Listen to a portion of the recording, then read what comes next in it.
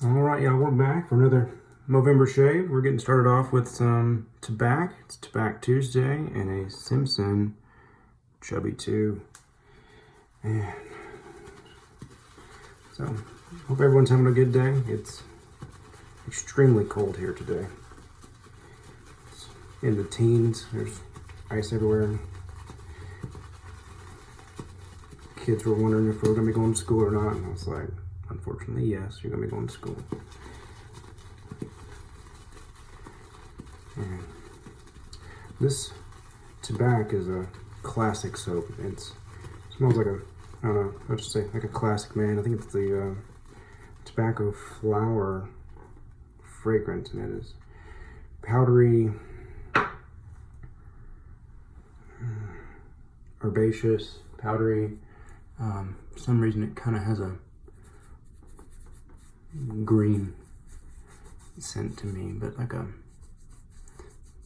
how an herb has a green scent, not like grass.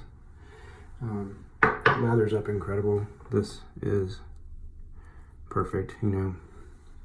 The Chubby 2, back on that, in Best Badger, to me, is the standard at which all top tier brushes should be measured against. It is just, if you want a brush that's going to do everything you ever want for the entirety of your life, like this, if you wanted one brush, this is going to be it. It's so densely packed that backbone, not a problem. You know, you never have to say, I gotta go to my boar brush, it doesn't have enough backbone.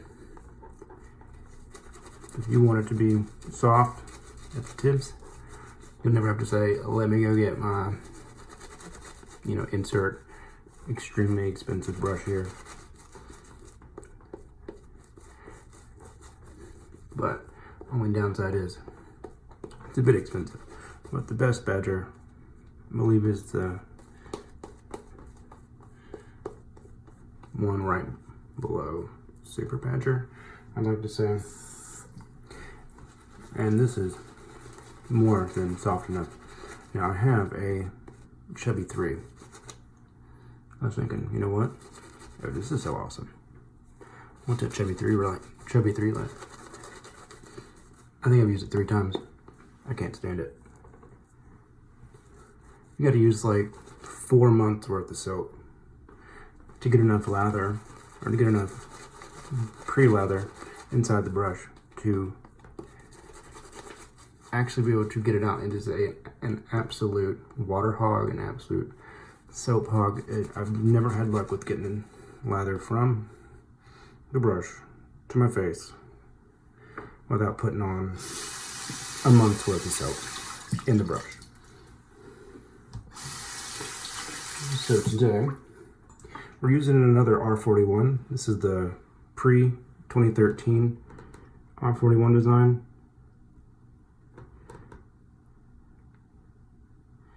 And as a comparison, this is the 2013 R41 design.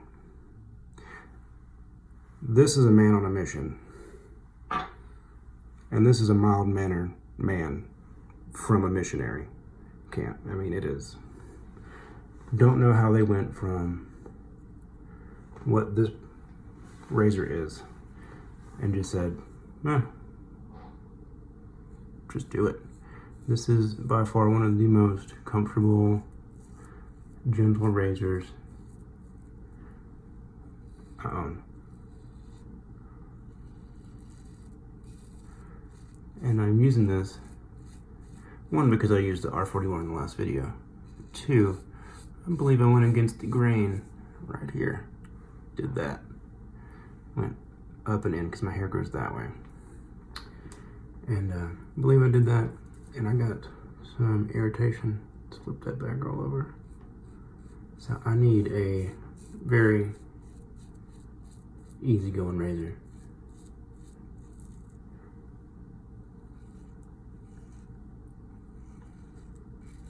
And it has a persona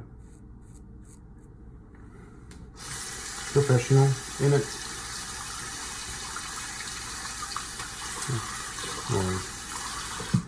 Wow, this stuff is, I do not get it enough water in it.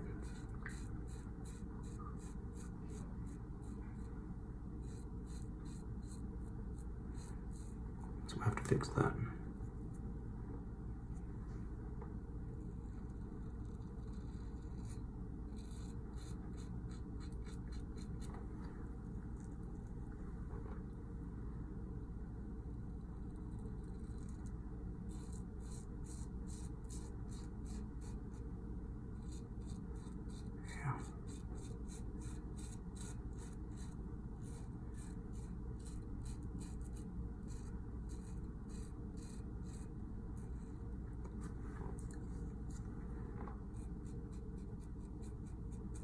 Let's see about that dry stuff falling. It is not wet enough. That's alright. That's easy to be fixed. I'll say, it looks like, you know, the mustache is coming in pretty nice. Happy with it. Look at all this stuff. That's crazy. You need more water. More water. Not hydrated enough.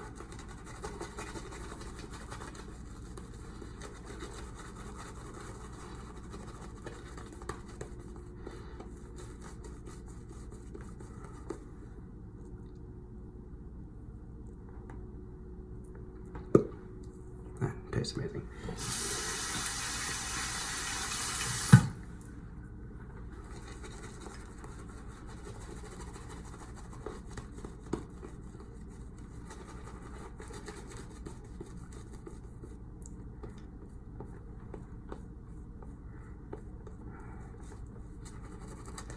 All right. Oh, back what I was saying. It looks as if the mustache came in great. It really is.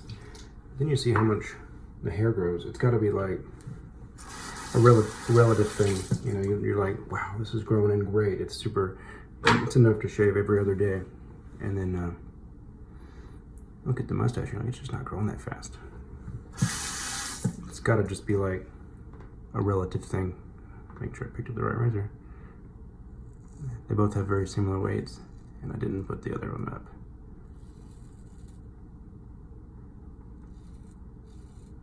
Just gonna do it across the grain today, right there, because that is fairly sensitive. Where I went and did, obviously did a against the grain cleanup patch or something.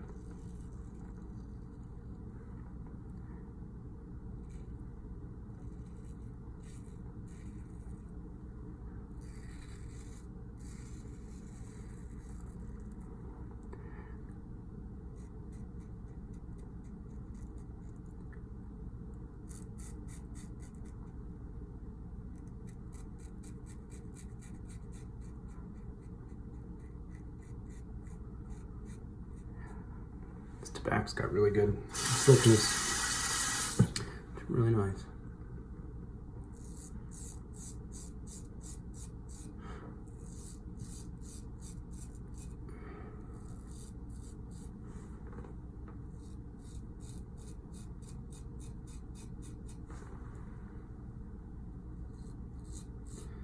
Back on this razor, I really enjoy it. It is a very comfortable razor to use. And days like today where I have a bit of irritation from the other R41.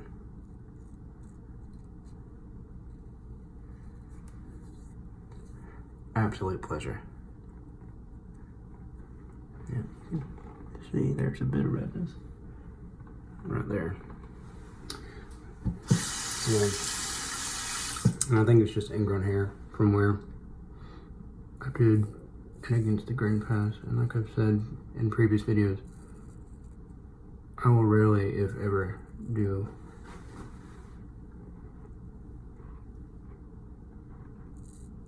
an against the grain path. And it's for that reason exactly. That little bit of extra closeness is not worth being irritated over. Let's feel around.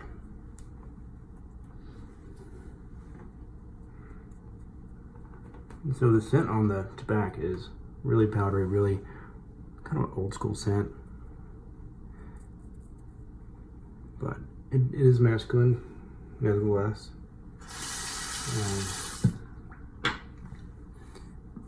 When I smell it, I don't smell old lady. It just smells like a classic man.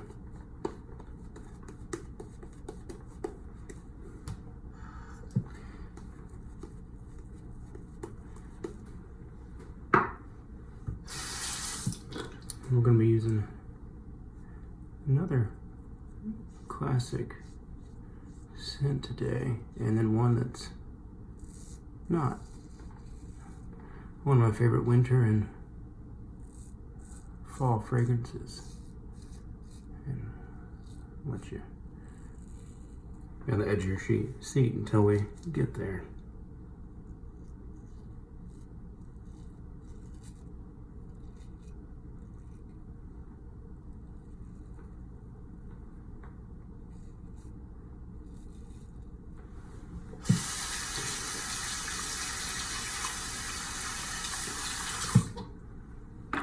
All right, so that's that.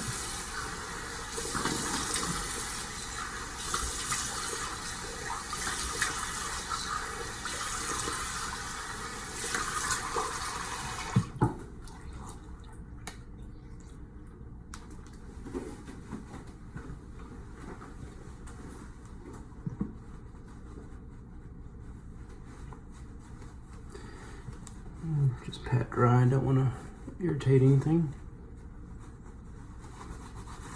Get rid of all this fuzz from the soap. So we're going to be using Innsbruck, which is also a tobacco scent, but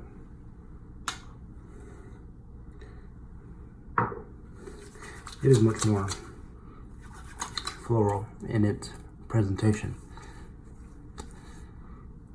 Not as powdery. A bit of a floral, bit of a earthy side of tobacco. Not the thick, resinous, dried leaf tobacco. But very, very bright scent, which is not what you expect. And then when the dry down, it does get a little bit of that powderiness, but it's more of the earthy, less herbaceous when it dries down. So there's that. And for one of my favorite colognes, fragrances for fall and winter is, you can't really see it, Cognoscenti number 8. This is their oak moss. This stuff smells like, oh my god, it's so good. My memory of a pile of fall leaves that you've raked up and you're just arms spread out, falling back into it, just being a kid, loving it, and then cool, brisk air at night with a little bonfire going. That is the mental image that it gives me every time I see it, every time I get it out. It's beautiful, perfect. Couldn't ask for a better fall scent. So that's it. That's what I'll leave you with. Take care. See you later.